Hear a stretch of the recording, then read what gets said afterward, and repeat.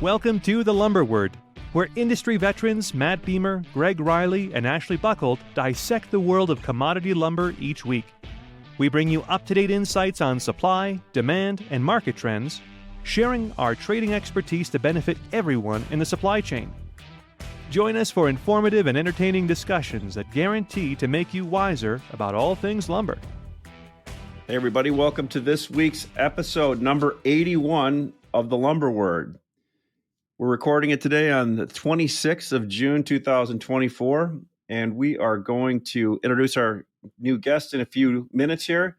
What we're going to do is go a little market recap, talk about the market, try to stay as positive as we can. I'm not sure, Greg, you had a theme that you wanted to go with today. We'll see how that goes. But I want to first of all introduce Earl Heath. He is from Madison's Lumber Reporter. And Earl, what is your exact title at Madison's Lumber Reporter, so I don't get this wrong? I'm the market analyst for Madison's Lumber Reporter, so it's been going since 1952, collecting North American solid wood commodity prices. We're up to about 500 now, and every week I do a little market survey, talk to a bunch of people from Canada and the States, suppliers, wholesalers, buyers, mills, everybody I can get my hands on, and get an idea of the trajectory of each species category I cover, and do a little bit of commentary and update the price list. That's awesome. Now, when did Madison's, how long have they been in business for? Since 1952. Very cool. I see you and Keta a lot on social media, and you boost our show all the time. I appreciate that. So how many calls are you making a week, and how much are you on the phone? It depends. It's moved a lot. Like when I started in 2011, it was more so based on calls and getting in touch directly with people. But there's been such a shift to people like to do it by email and everything else. So boatload of contacts every week, like 50 to 100, depending on how many I can actually get in touch with. It's a lot harder to tell when people are like BSing you about what their price is when they just send it over in an email, isn't it? Yeah, when you that's talk true. to them about the price, it's easier to get a sense of going, yeah, you're not really selling at that, or you're not really buying at that, right? That's a really good point. Yes, it's a lot easier to obfuscate or to play if you want to, but then I have a bunch of other people and contacts and numbers that I can correlate with and kind of get a measure from that way. So when you see people that week after week are like way out of line with the consensus, what do you do with that? Do you just completely disregard them, or like how do you play that, Earl? I like to keep it kind of in the back pocket, right? So it'll hold less weight for the reporting and the commentary and everything, but it's still, to me, it's still useful information, right? If a certain person is trying to string me along or whatever, it's still useful for me to know that. And you can probably tell a lot by where they are in the chain and what their prices are, what they're trying to accomplish. Yeah, exactly. Like it definitely helps knowing from where they're coming from, what potential angle they might be trying to go for, right? So Earl, real quick before we move on, how do people contact Madison's? How do they contact or look? What do they go to look to get a view of your report, to sign up, to chat with you? If you go to www.madisonsreport.com, you can sign in and subscribe to the weekly dashboard, the newsletter, and we also have monthly pellet newsletter where we track a bunch of trends and prices in heating pellets, both residential and industrial. And we have our BC Coast log prices report, which is the only Canadian log prices doesn't come from the government. It's a survey of private procurers of logs. We have a couple of other kind of pieces that we put together as well every week or month. There's a Sawmill curtailment outlook that just kind of tracks who's been throttling capacity, who's shutting down, who's starting back up, etc. Do you do a lot of work on? I mean, do you put out production numbers? Like for like year to date. Do you have like BC Eastern Canadian production numbers? Yeah, exactly. And we use a lot of, there's a really great company, the Western Wood Products Association based out of Portland, who we grab their data a lot of the time. We have a great relationship with them, and they help us with capacity and utilization outlooks and everything that we put out. They're about 1 billion board feet a month really this year, aren't they, roughly? Out of Yes. Canada to the United States? If I remember correctly. Yeah, that's I don't have that on my notes here. I mean, I see the shipments to the US every month. And so, and I've been tracking that. It's right around 1 billion board feet a month. I don't know if that jives with their production, but it was actually slightly up from last year, which kind of surprised me a little bit. Yeah, exactly. That was one thing that stuck out to me too, that it's kind of got this dire tone around it, but the capacity and utilization is apparently basically in line with last year's numbers. Right. Real quick, Earl, is that a drum in the background? Because Matt, when you've been in the Those look office, like guitars. It's good eye. It's all of the above. wow. So you live on Vancouver Island. You basically, before we started recording this and everybody jumped on, you told me a little bit about you grew up on an island. In which island did you grow up in? Quadra Island, which is a small island, about a 15-minute ferry ride from Vancouver Island. And yeah, I grew up, kind of doing like farming and working on my parents' property. And then I went and did forest engineering for about a decade, where, slinging ribbons, laying out blocks to be harvested and laying out roads and whatnot. And then kind of slowly transitioned to the more 30,000 foot Madisons position that I have now. So Earl, I have a question, if I may. Sure. You've been in the industry, the coastal hem fir and Doug fir, Vancouver Island, but also in the greater Canadian, the BC, anyways. How long? 20 Uh, years. yeah, probably about that in varying capacities, something like that. So Yeah. tell us, the audience, a little bit about the change in the government's position on forestry management over the last 20 years that you have noticed in the way that things are being handled now versus when you started. Yeah, there has been a very sort of like consistent, not breakneck speed, but a very consistent shift in policies and public perception and everything of the forest industry. And of course, I'm very pro forestry. I think Canada and BC, we do a great job of keeping it sustainable and thinking about the effects on old growth and biodiversity and all that jazz. The change in policies has definitely hit forestry very hard. From what I understand, the ability of smaller producers, smaller mills, regional mills, to stay, to tread water or actually make any profit is basically gone. The only ones who can do it are larger companies who can absorb a lot of negative consequences from when there's a change in policy, when it goes from liberals to NDP government. So it's definitely been a slow slide, I would say, like backwards. Like the annual allowable cut is going down, the stumpage is going up. So the ability to recover and make any profit is a really tricky thing in BC, at least from everything that I've gathered and from my experience over the years. My question about that is, we were ahead of you in Oregon. We've been going through this since the 80s. Spotted owl, yeah. You're about 20 years behind us, right? Where the government came in and really just made it difficult for timber harvesting. And so when you dry up your supply of raw material, your costs go up, right? But what we always felt like in Oregon, viewing Canadian operations, specifically BC and Alberta, out west here, was that your government was supportive of the towns like Prince George, Quesnel, Fraser Lake, all these places that were generating tax revenue. And so we always felt like your socialist business model, your sort of private public partnership with the government owning all the trees, but they wanted to keep the jobs coming, right? And so we were envious. Oregon was always envious of British Columbia and how they manage their forests. Even Washington does a better job than Oregon does of the government managing their forests and their timber harvesting, which is odd because Oregon's like the most productive biodiversity region in the whole world, in terms of growing tree mass. We're growing 100-foot tall trees in our backyards without even trying. But anyways, back to the point, we were envious of how BC handled the logging thing. What changed? It's hard to say. Like, I think a huge part of it is public perception. There was a real push to identify like everything as old growth. sort of, I think overblow the idea that old growth was being harvested at a crazy breakneck pace and we weren't going to have any left and all this stuff, when the reality on the ground was absolutely not the case.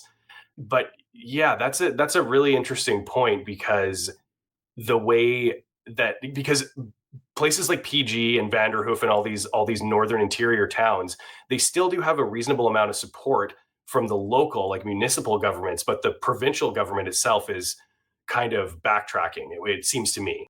But like, how has it changed in Portland? Like, because it has the timber industry come back to some degree from that, from those harrowing times in the 80s and 90s? No, I can just fast forward 20 years. We're already 20 years ahead of you, and I'll tell you this is what's going to happen in British Columbia. You're going to lose small towns. They're just going to disappear, become ghost towns.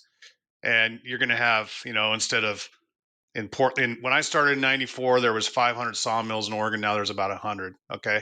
So you can just take BC and Alberta and say, well, we had 300 sawmills. Now we're going to have 100. And it's just, you're just depleting. Like you said, you're putting all of your eggs in a few baskets. When you take away the public support of these Vanderhoofs and Fort St. James at the federal level, there's not a whole lot that the local government can do other than just welfare. And that's not really, that doesn't give anyone a sense of value in their life, right? I mean, that's just a personal opinion. Welfare and government handouts, I think, and the people look for jobs and they move, they go somewhere else, right?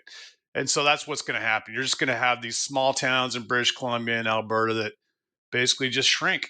And you're going to have your big mills in a few places, and they'll be owned by 3 companies.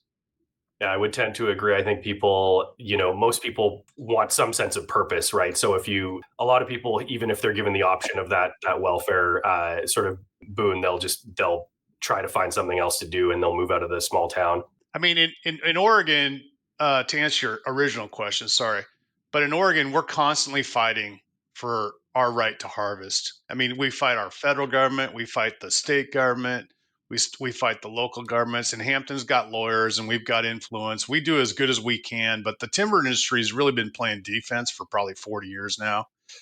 And we're losing the battle, honestly, to tell you the truth. We're not sending the message out, which we should, which is, hey, we're harvesting a renewable resource. When you suck a bunch of coal out of the ground, it's not coming back. When you go extract a bunch of oil out of the ground, it's not coming back. When you go harvest a bunch of trees, you have to replant 3 to 1. You're required to by law. And those trees will be back in 50 to 100 years just fine. We have a really good message, but we don't broadcast. Yeah, my message is wood is good. Yes, it is. You got to fight for your right to harvest. Exactly. No, let's just stick with wood is good. There's some mottos coming out here. That's 40-year-old Beastie Boys. That was that was good, actually. I like it. So look, this brings me to a good part. So I was trying to think about what to chat about today, and I heard Greg on the phone the other day talking to people, and literally lifted all of his ideas. And I wrote them down while he was talking. You probably talked to 3 different people asking you about market, what was going on, and a resounding thing. Is this the part where I go down the hall and use the bathroom? Because well, yeah. This is the part where, like you said, I don't need you for the show. Well, we really do, because I'm lifted your ideas from this one. And not only that, is my wife thinks that she likes listening to you on the show too. Me and Matt, not as much. Greg is really good at this. She's a great lady. I love Mindy. So let's real quick market recap.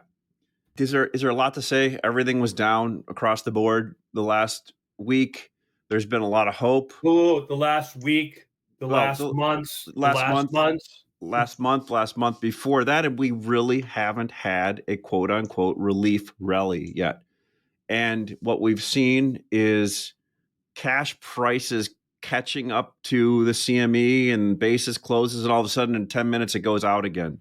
Multifamily's down 40 to 50%. I question whether it's coming back this year. Home center business is down. I don't know how much, but it is.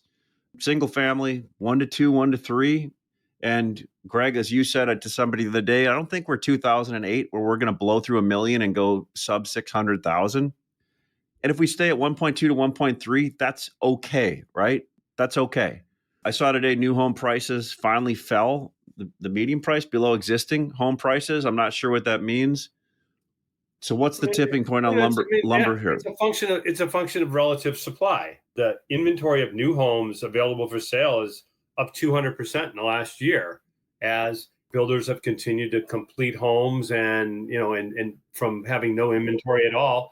And existing homes, as you well know, Ash, as a home shopper out there, not a lot to choose from. The inventory is 3.7 months supply. Good things that come on the market sell.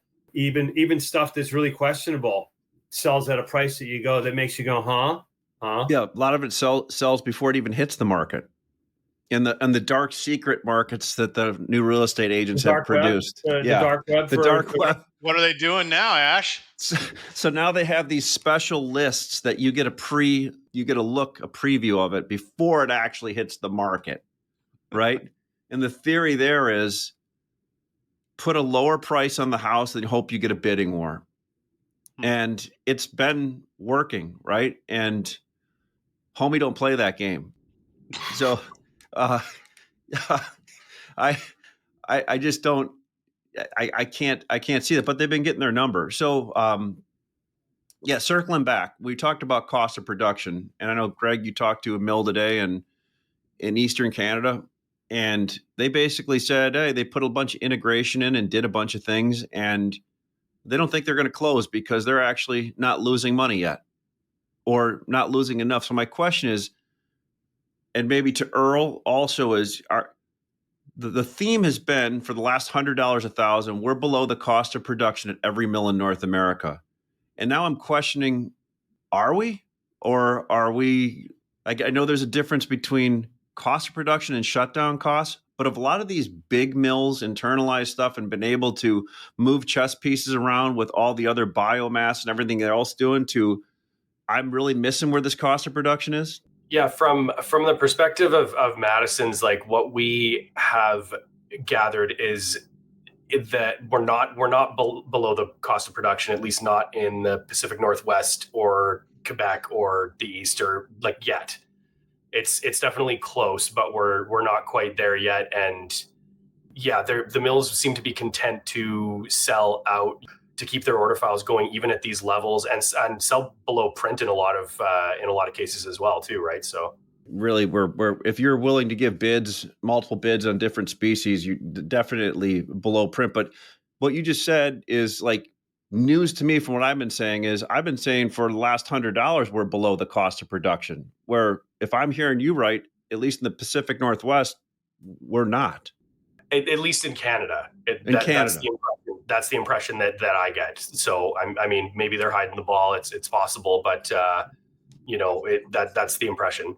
Well, certainly, given that what Ashley, what you talked about with the demand side of multifamily being down substantially, we're surmising that home center business is down, and that's mostly just looking at things macroeconomically and the availability of premium lumber that we see. If the home center business was that good, we wouldn't be seeing that lumber. And we are seeing. Your point is price is telling us is that supply is outpacing demand. And we've been down, other than a brief CME rally in what was that in early June? Not even, was it? About 3 weeks ago. We got a rally, yeah. I mean, we've market's basically been down since the end of February, and the only real rally was one May expiration. July was carrying a big premium, which now we've taken the lion's share of that out. But the market's basically been a drip down for March, April, May, June, for 4 months. Matt, this is where I do my mea culpa to our listeners. We've been, for the last, 6-8 weeks, saying that lumber prices were going to be higher in July. And we based that all on, summer shutdowns, inventory liquidation in the pipeline, being below the cost of production. We based it all on that stuff, which it turns out not there.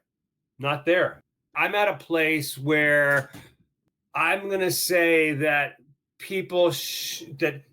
I'm not expecting any significant lumber rally now until maybe if we drop, another 20, 30, 40, 50, whatever that dollars are, if we drop substantially from here, then yeah, we'll get a bounce because we'll get to that tipping point. I mean, to Ash's point, he was talking about a mill. He was talking about our mill in Eastern Canada, which I always thought was a relatively high cost mill. And when they're telling me no, with all the money that we invested in, we bought the timberland guy, and we've got a pallet plant, and we got cogeneration. They're going, they're not great numbers here, but they're not the kind of numbers that are going to cause enough pain for us to reduce production. Well, you got to also understand That blew me away. They're looking at a trailing number. Wait until we get into July and August, and if we're still down at these levels, and they're looking at their new prices that are going through, you're shipping stuff that you sold 3 weeks ago at a $50 higher value than whatever you're going to get today for it. So, there's the other part of the sawmill speak there is that they're always looking at a 30 or a 60 day behind trailing average price. In a good market that's falling, it gives them a little bit of extra time to make a decision. In a bad market that's going up, it just makes them mad that they sold lumber so cheap. You know what I mean? They always look backwards instead of forwards. The thing that my observation, Greg, is that there seems to be a lot more 2x4 than anything else out there. It doesn't matter if it's yellow pine, Doug fir, hem fir, spruce. It just feels like most of the production that I'm seeing that's like what I would call excess production is just 2x4. And I don't know if you're seeing that or not, but out west here, it just seems like that's what the mills have been making more of. Yeah, I mean, it's certainly, like, if we think about like relative weakness, it started with relative weakness in 2x4 16s, and now it's just 2x4s in general. I mean, for the first time in a while, actually, we're selling about it mix for more, right? The liquidity we have on studs and stud trims is much better than the liquidity that we have on 2x4. Yeah, I just see our 2x6 prices have gone above 2x4 prices for the first time all year in the last 30 days. And then when I see offerings from mills, it's just a lot of 2x4, Mm-hmm. I don't know if that's because they're competing with European lumber or Eastern spruce or Western spruce, but there just seems to be an ample amount of 2x4 around in both studs and like 2 and better dimension. So, Earl, as you're calling around the last few months, what's like a noticeable theme you see or feedback you're getting from both buyers and sellers? And do you agree, disagree with what we're saying about this market feels like it doesn't want to do anything right now? Instead of just continue to grind lower until there's some event or some hand of God happens that changes us. Yeah, that's a pretty good summation, I would say. Like, there was a weird pop in panels back, I can't remember, like late March, early April or whatever it was. Yeah. And then that's been trending down, and it's not quite at, below cost numbers, but OSB especially is peeling off really, really, impressively right now. But yeah, that is a pretty good way to put it, because and to your point, Matt, I agree. That's what I'm seeing a lot of is accumulations of 2x4 and not extreme, but considerable price vulnerability of like 4-inch, no matter what the species, what the zone, what the region, and studs and dimension. Yeah, it seems to be in one of those weird limbo sort of purgatory places where everybody's just waiting. The buyers are more than happy to just let secondaries carry inventory for them and just go hand to mouth perpetually. And then the biggest thing that could happen is probably like you said, an act of God, like some supply affecting thing, like huge wildfires, which, I mean, thankfully that's not been the case, and it looks to be a pretty wet spring/summer, which is great, but not for the market. The other one, of course, is like southeastern hurricanes and other weather events that could possibly go precipitate a run on panels or whatever, and maybe some framing. But it's just like it feels like we're already in the doldrums of summer, like the dog days already, and it's just barely started, right? So, well, then you've got the natural. What's going to happen now is, now that we're into July and August and the dog days of summer and the prices are falling, you're going to see like a washout, right? So the people that are not fully committed to what they're doing are just going to get out. And then the people that are fully committed to what they're doing are just going to drop their inventory levels by half, right? They're just going to spend the next 60, 90 days just reducing. We'll get to a point where the wood is all at the sawmills again and not in inventory. And so the easy access to lumber come this fall will just be a little bit different. But now this is where we are at the moment. We're in that sort of that washout phase where you're just going to see people do some stupid stuff with their wood just to get liquidity. And so now there's no real disadvantage to the lumber buyer for just being patient and just waiting, right? Just sit back and see who wants to be the dumbest that day. No lack of people that want to do that currently, right? I mean, Greg, how does this end? Badly. No. How does it always end? It always ends badly. We're looking for that, the tide went out and who was skinny dipping? Is there going to be some real damage here? That's the real question. One of the things, that I'm struggling with is this whole idea of, if I think about, if I'm to the place where I'm throwing in the towel, what does that say about the market as a whole? I mean, if I'm there, where are other people? No, eventually it's going to end. And what my best guess right now is that the market hangs in through July expiration, and then the combination of summer shutdowns, extended curtailments, will squeeze the market enough to maybe get it a little bit of a bounce. But if demand continues to peter off the way it is, we're going to make a seasonal low sometime in October. And if these prices aren't the prices that cause enough pain and suffering to curtail lumber, those prices will. What does that number look like? I mean, there's no reason to think right now that you can't see a number delivered Chicago sub $400 on 2x4s. No reason to not think that. Is that what I want to see? No, but I just think that we're looking at it. The producers have not cut enough wood to slow the slide, and demand is not going to get any better in the next 30, 60, 90, 120 days. If anything, it's going to be worse. So where is the shutdown number? That's where the market's going. You're looking at yellow pine 2x6s in the low 200s for two and better. I saw that today. Economy prices. Earl, you said you track production curtailments in BC. Yeah. So where are we now compared to a month ago? What's the latest from your perspective?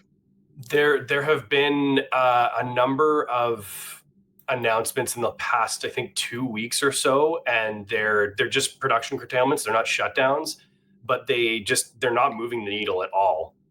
Typically in the past, when they do this especially at this time of year, they can usually kind of get a little bump, but it's just doing nothing right now.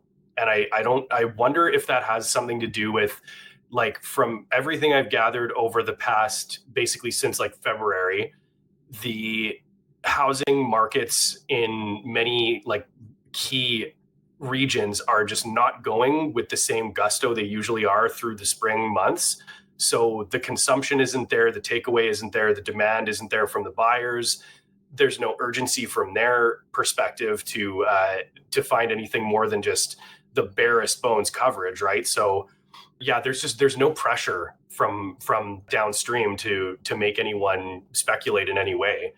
How many million board feet do you think has been removed from the market out of BC and Alberta in the last month or two, or coming up in the next 2 months? I didn't bone up on our latest sawmill curtailment outlook before this, but I think it's in the realm of like between 50 and 100 million. Okay. So it's not a ton. It's that's the reason, right? It's just not enough. That's a rounding error, right. In a 50 billion board foot a year market. Like, right. That's like, who notices that? That's like a couple minutes worth of production. Yeah. That's true, yeah. Yeah, and really, I hate being so bearish, because I mean, like one of the things is that I try is like not talk my position, and what I'm talking about isn't good for me, isn't good for Sitka. We're a distribution business, and while we hedge, we never hedge 100%. And Ash, when the market goes down, how much lumber is too much? All of it. And how much? It doesn't matter how little you are. I mean, I think you asked me about, hey, have you ever been in this position? And I went, well, you know what? Like, it's when the market goes down, it's actually like you really want to be net short, short more than you're long. And we haven't been that. So we've just, and because the market's been down for 4 months now, and while the initial sell-off was like $60, $80 a thousand, that didn't bother that much. It's like this last $30, $40 a thousand that really, it hurts. And Ash, I'm so sorry, because I promised you what happens all the time. We always do the same thing. We start too early. We always do that. I hate myself for that, and you should hate me too. It could have been. So the reason Matt, I was asking Greg that this morning is, I sat down. I'm like, well, I'm glad you're running the hedge, because I would have bought it back 7 times already, right? I mean, so and then the next day resell it, and then resell it, because I'm more of an emotional trader sometimes. Where Greg is more slow and plotting and methodical. And when he said, I'm like that, we're going to do that old thing. It's like, the young guys and the cows down there. That's me. Not do that. But the feedback, Dave's going to cut that out. The feedback I got was, talk to a couple distributors today that call me every day. They're like, hey, we had a couple kids leave the office today. They're going to get other jobs, right? So you are starting to see over the last 6 months, especially newcomers to the industry exiting the industry, or just people that have, like, this is the 3rd time I've been through a downturn. One was a lot worse to date, right? This is really hard. But Greg brought the point home that this is going to show where any of the weakness or bad trading models were at some companies, right? And hopefully it doesn't show in ours. Exactly. But it's definitely, one you got to deal with. Well, they were already seeing some of that. There's been some people that have been let go out here in the West, anyhow. And then you just talked about some young guys going to do something else. You'll probably see some older people retire, just because they're 72 years old, they've made enough money, and they don't want to go through the next 6 months of working. Don't give back the COVID money. Well, I think hey, that's what this market is. This market is a COVID give back market. There's some yellow pine mills giving it back right now, buddy. When you're selling 2x6 at $225. Yeah, this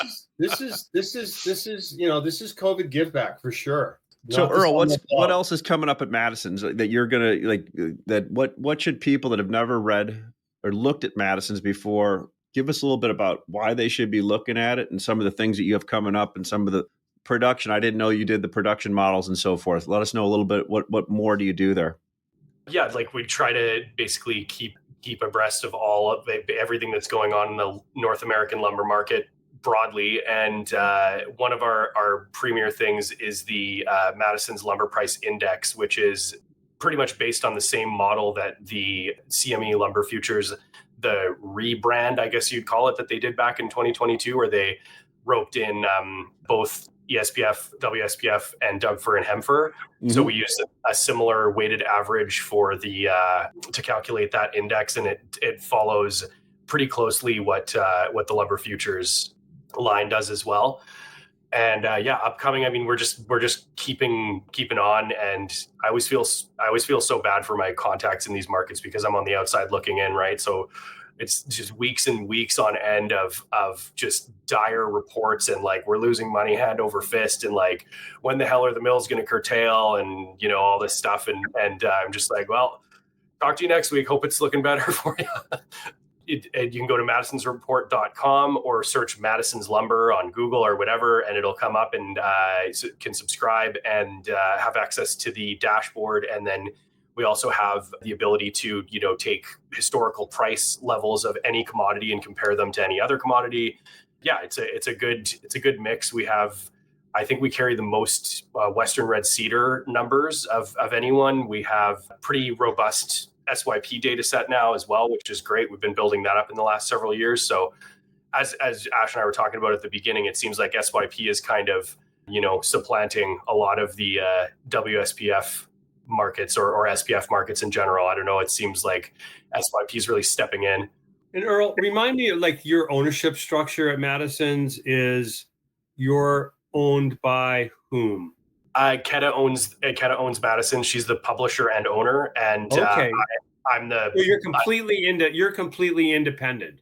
Yes, that's right. So And I have a question: I'm the market analyst, so work under her, but as a contract employee. Gotcha. Do people use your numbers for contracts to buy and sell lumber? Do they do that? I'm pretty sure they do. I don't ask about that specifically, but I'm pretty sure that that's a practice. I mean, but people can do that, right? They can do that, and it's Absolutely, like, okay, got it. Okay. So do you expect, Earl, that there's going to be a lot more curtailment here all across North America over the next 3 months, or do you think they're just going to plow ahead? That's a good crystal ball question. Just your gut feel. I mean, I'm not going to hold you to it. I'm just curious what your personal opinion is.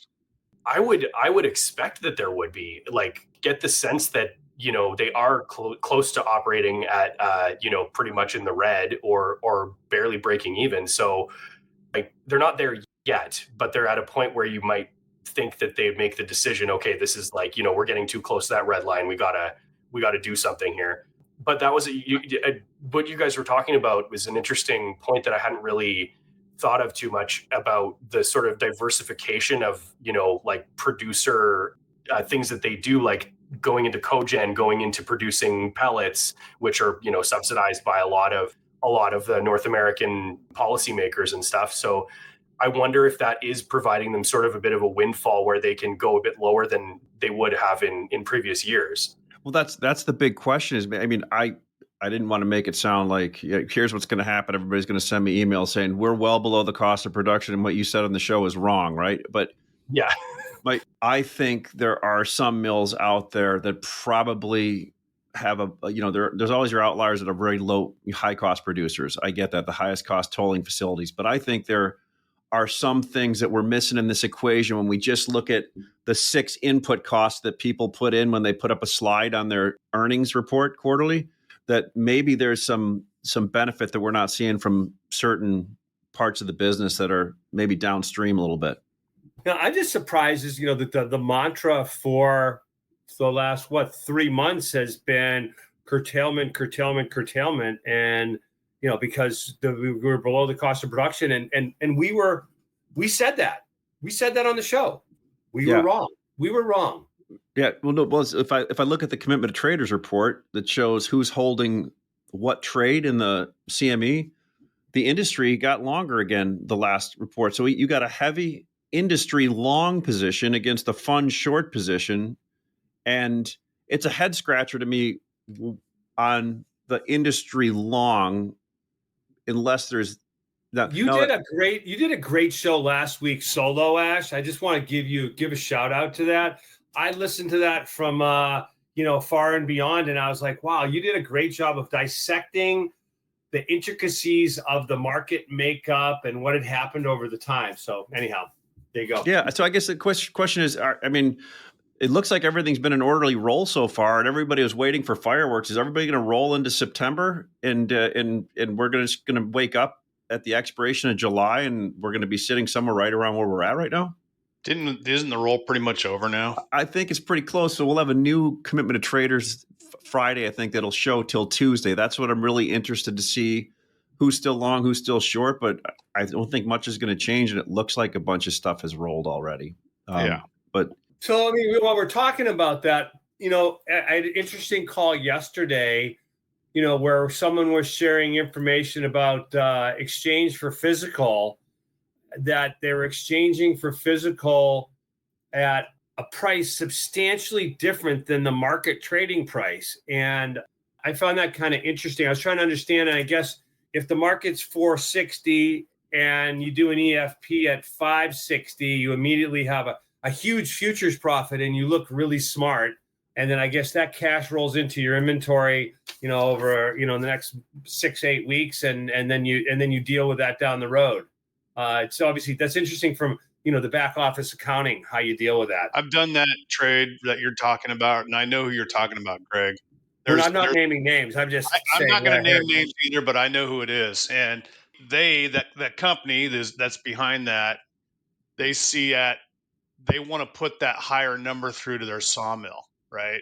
And so that's why they do it. They figure, well, the guy, you on the other end taking the wood, can get the futures money and apply it to your inventory. But when they ship the lumber from the sawmill, they want that number to look really good so they can tell their boss, look what we did with our futures contracts.